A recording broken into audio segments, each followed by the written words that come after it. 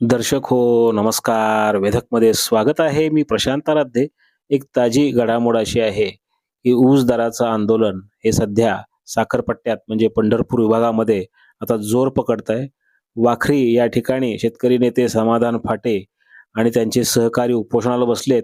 यासाठी रास्ता रोको आंदोलनही करण्यात आलं. याचबरोबर काल सीताराम शुगर आणि आज पांडुरंग कारखान्यामध्ये सुद्धा गव्हाणीत उतरून शेतकऱ्यांनी ऊस दराच्या मागणीकरता आंदोलन केलेलं आहे.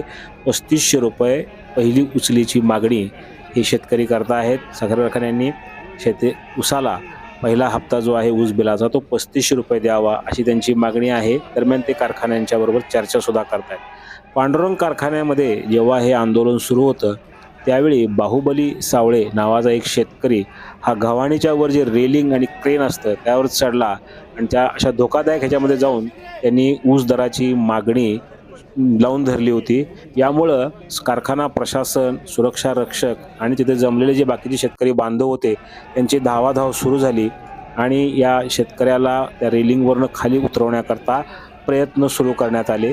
सुरक्षा रक्षकांनी या रेलिंगवर चढून त्या शेतकऱ्याला जाऊन तिथं समजावून सांगितलं आणि त्यांना खाली उतरवण्यात आलं. मात्र तोपर्यंत बरीच धावाधाव आणि धावपळ सुरू होती. शेतकरी हे आता ऊस दराच्या आंदोलनाकरता म्हणून रस्त्यावर उतरलेले आहेत. कालच रात्री विठ्ठल सहकारी साखर कारखान्याकडे जाणारे ट्रॅक्टर जे होते त्याचे सुद्धा टायर पंक्चर करण्यात आले होते किंवा फोडण्यात आले होते.